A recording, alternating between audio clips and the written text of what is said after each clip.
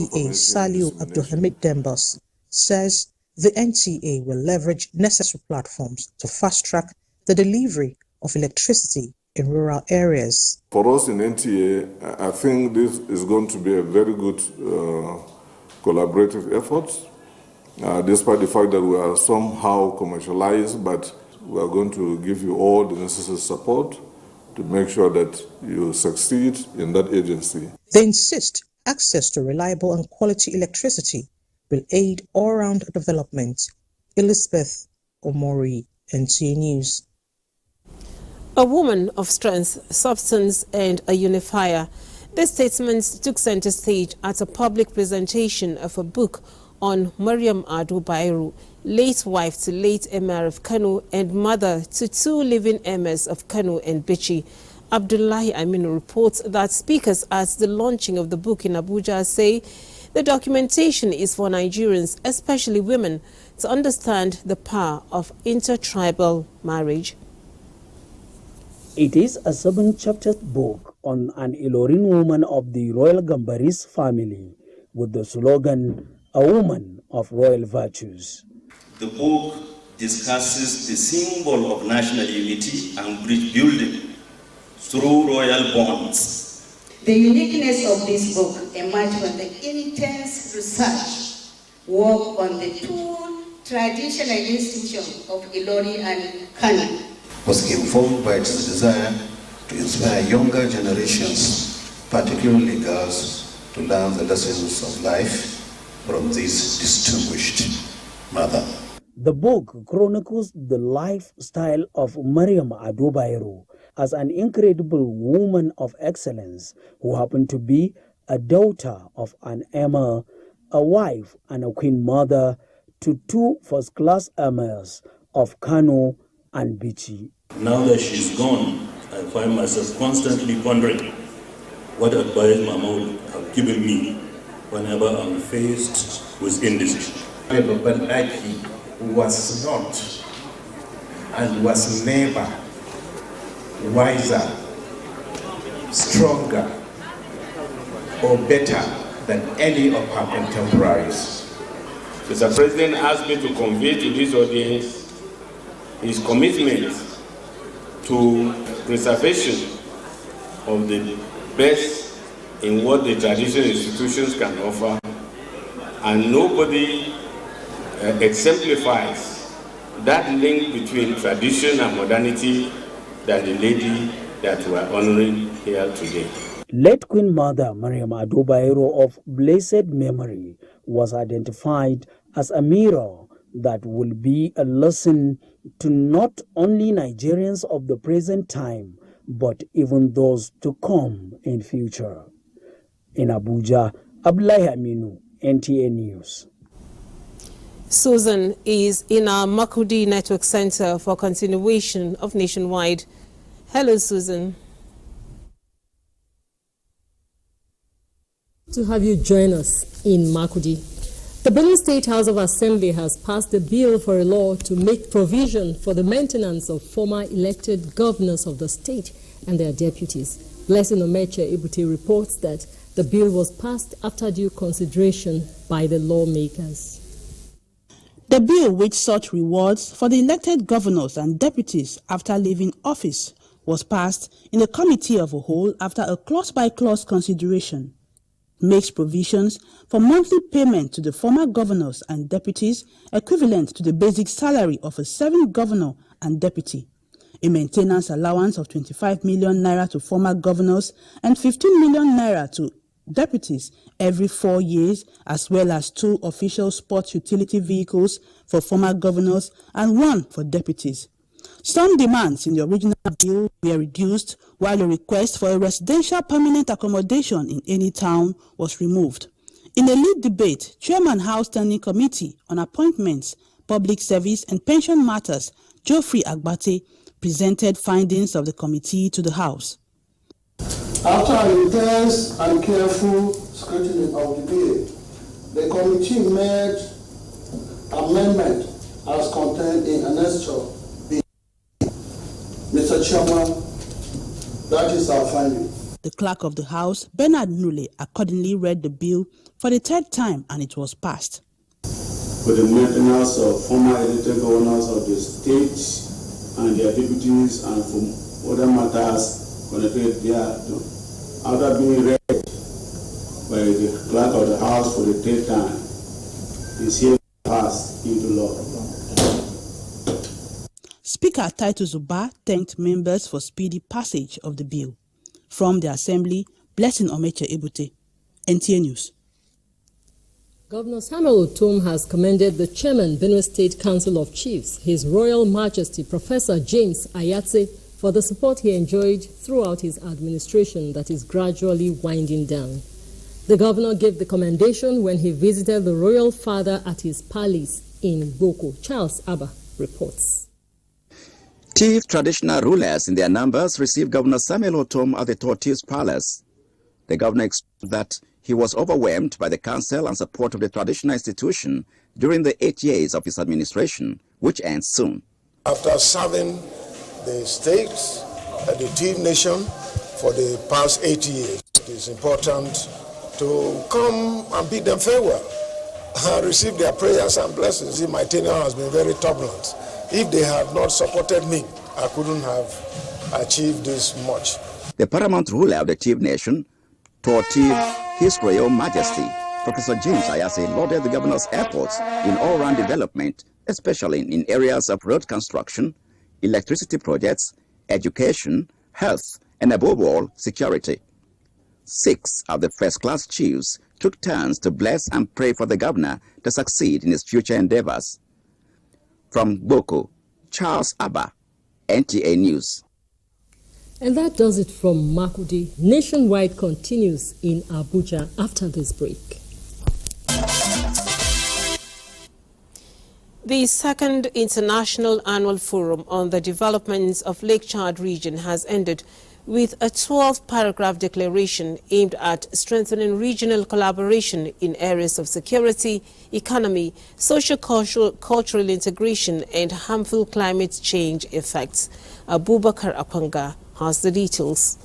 Plenary at the second International Annual Forum on the Development of the Lake Chad region continues on 3 thematic areas of regional integration, infrastructure, mobility, border governance and security, agricultural development, resilience and best practices, and knowledge management for decision-making in the Lake Chad region.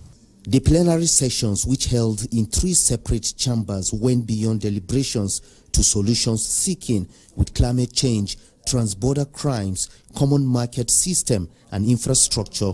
We are gathered here to discuss all constraints and find solutions to these constraints in order to not only ease economic and social development in the region, but also fight together against instability. The construction by the upstream Cameroon in the southern part had constrained the flow of water that led to the massive withdrawal of the waters that exposed Nigerian side, which is in the northern pool, the site of Niger, which is also in the northern pool, much more susceptible to environmental degradation. So they are talking about unanimous ratification of the Water Charter that was developed by the Lake Chad Basin Commission. The trial groups are also expected to share credible ideas and information that will make the rich region of Lake Chad viable for individual states and beyond. Quality research documents are expected to be drafted by experts at the end of the plenary for consideration and implementation by key players in the Lake Chad region. From Mahatma Gandhi International Conference Center in Niamey, Niger Republic, Abubakar Akwanga, NTA News. The Commandant General of the Nigeria Security and Civil Defense Corps, NSCDC, Ahmed Audi, has reminded senior officers of the Corps that the challenges ahead in the face of emerging security threat is quite enormous and must be addressed squarely. The Commandant General made the call at the first Strategic Management Conference of the Corps in Abuja. Francis Form was there. This is the first Strategic Management Conference of the Corps for year 2023. Amongst the issues for discussion at the conference is the need for directing officers to remain resolute and committed in dealing with insecurity. We should also have it at the back of our minds that if we will succeed in this war against insurgency, kidnapping and banditry, we must collaborate effectively and maintain cordiality with relevant stakeholders. NSCDC Commandant General emphasizes the need for proactive intelligence, training and capacity building programs on surveillance to sharpen the skills and competencies of officers and men to further add bites to their operational capabilities. In addition, we have embarked on a massive equipment drive to further boost the capacity of the core personnel, and therefore we must work very assiduously to prove to government to justify our existence as a paramilitary service. Away from the management conference, Commandant General of the Corps has presented certificates to the newly registered private security guards owners who successfully meet up with the Corps requirements. Your license can be revoked if you fail to renew your license or fail to abide by the laid down rules. The Commandant General reiterates the need for private guards owners to turn in intelligence report on a monthly basis, and any report that is urgent must be turned in immediately, as companies shall be held responsible. Francis from NTA News. Office of the Presidential Amnesty Program has launched a cooperative scheme for ex-agitators with initial take-up fund of 1.5 billion naira. Interim Administrator of the program, Major General Barry Tariyendiomu, while launching the scheme in Abuja, emphasized the need for the youths to be self-reliant and not only depend on monthly stipends. Mie Ogidi reports. The Presidential Amnesty Program has a numerical strength of more than 30,000 ex-agitators, and 65,000 naira is the monthly allowance they survive on, despite skills acquired. This is unsustainable, the interim administrator of the program, Major General Barry Tariyendiomu, says, and the solution is found. Presidential Amnesty Program cooperative scheme launched. Is the brainchild of the current administration, and is considered the most practical approach to ensuring the sustainable reintegration of ex-agitators. The cooperative already has 1.5 billion naira, and the plan going forward is to provide a minimum of 500 million naira every other month. It will also provide technical and business development support to beneficiaries to enable them own and run viable business ventures that will meet their essential needs, create employment, and boost economic growth in the Niger Delta region. Certificate of registration from the Corporate Affairs Commission presented to the Chairman Advisory Board of the scheme. Well, we want to teach them, we want to give them proper guidance so that they can be beneficial to the society. We are believing that with this initiative, we'll be able to correct the narrative and get our young people not only trained but empowered. It is a loan scheme, and for the interim administrator, the European Union, Bank of Industry, Nexim Bank, and the Nigerian Institute for Tropical Agriculture have been reached to strengthen the program to take off on a sound footing. Mie Ogede, NTA News. Rivers State Governor Nyesom Wike has sued for improved funding of the Nigerian police force by the 3 tiers of governments for efficient service delivery. The governor made the appeal during the inauguration of the Police Tactical Operations Center constructed by the Rivers State government in Port Harcourt. Ogedi Nyepuri reports. The Police Tactical Operations Center constructed by the Rivers State government is to ensure efficient policing and adequate security of lives and property in Rivers State. Governor Wike commended the Inspector General of Police, Usman Akali Baba, for not interfering negatively with issues of security in the state, which he says brought about the level of achievement so far recorded. The governor remarked that policing should be the responsibility of the 3 tiers of government and not the federal government alone. When you provide the enabling environment, conducive environment, obviously, officers and men of security agencies will put in their best.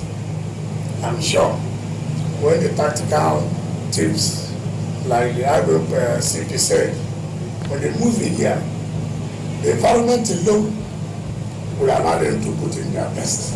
Inspector General of Police Usman Akali Baba lauded the Rivers State government for its support to the police, especially the provision of the Police Intelligence Center and now the Tactical Operations Center, which makes policing much easier. He enjoined other states to emulate the Rivers State government, charging the officers and men that will man the center to be of good conduct.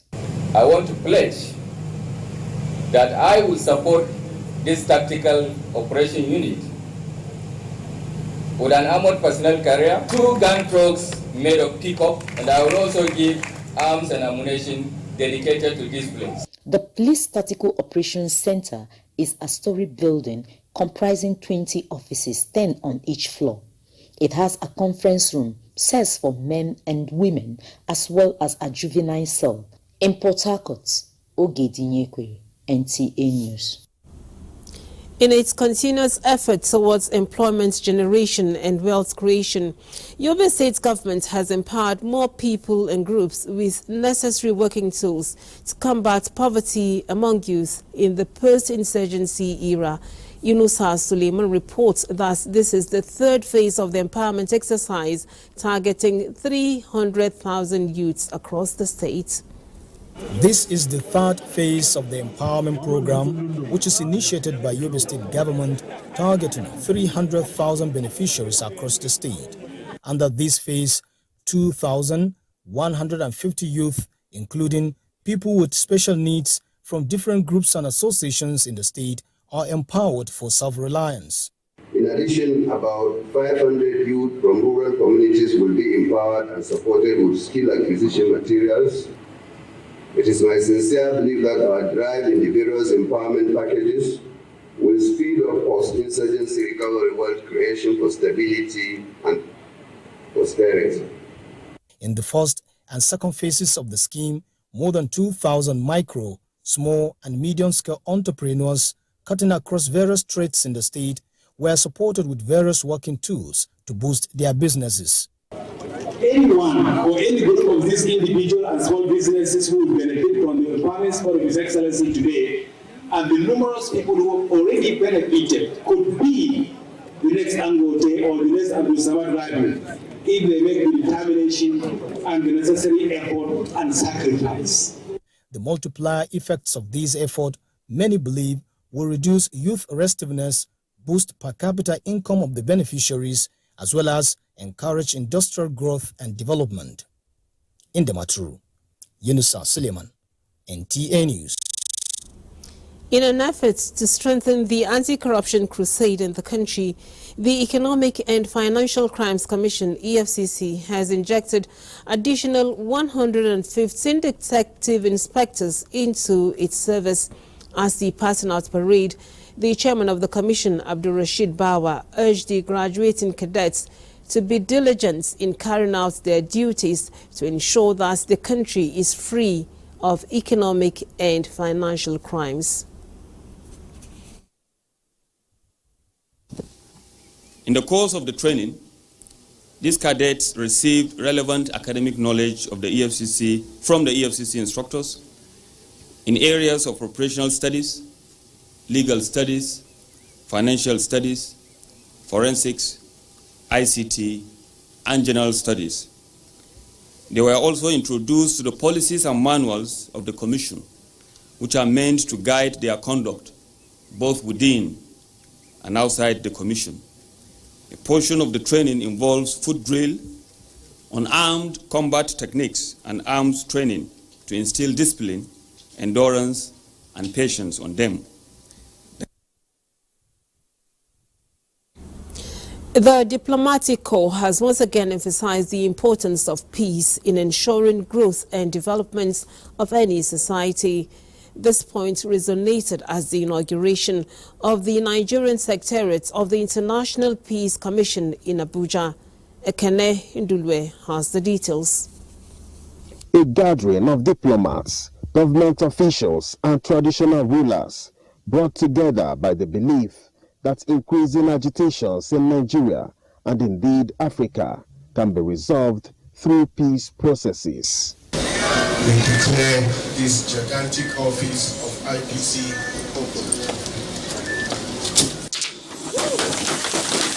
The International Peace Commission in Nigeria believes that with the coming alive of its secretariat in Abuja, its mandate of restoring peace in conflict areas and upholding the Declaration of Human Rights of Individuals have received a big boost. We are ready to work with the government, the incoming government, with all sincerity.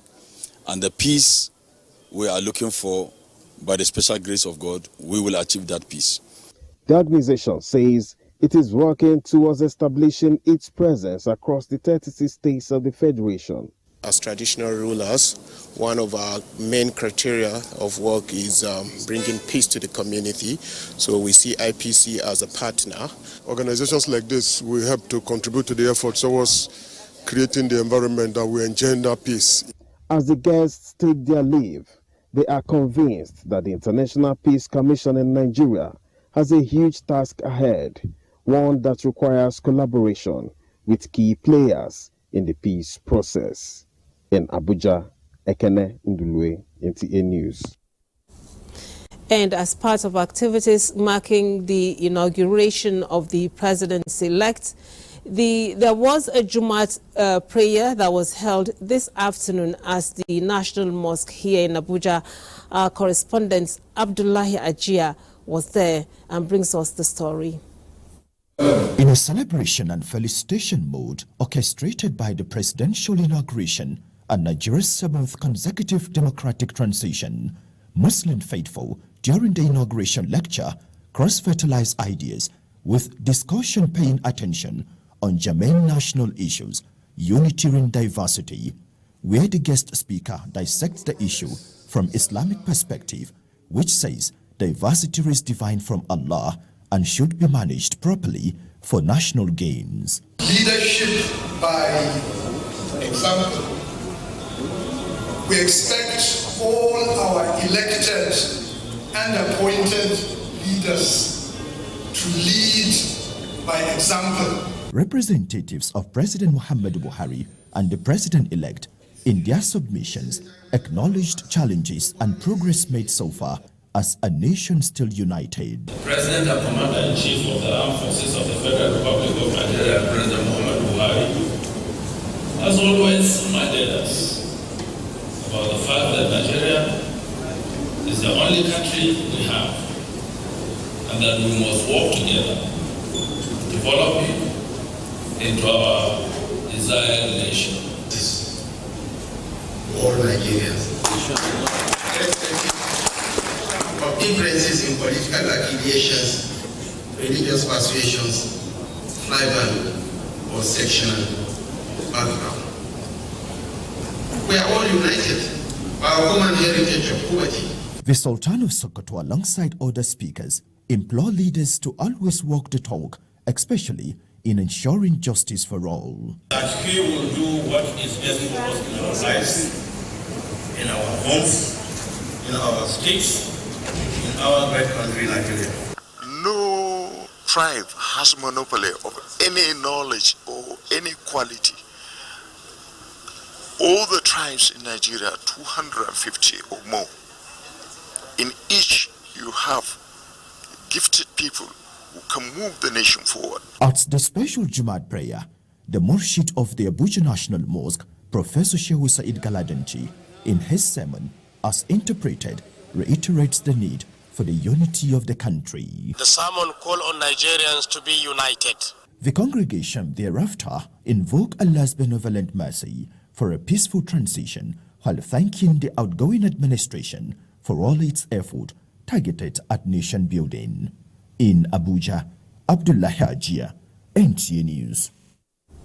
A peaceful and successful transition indeed. And that brings us to the end of Nationwide for today. We thank you for watching. Here's wishing you a very good weekend.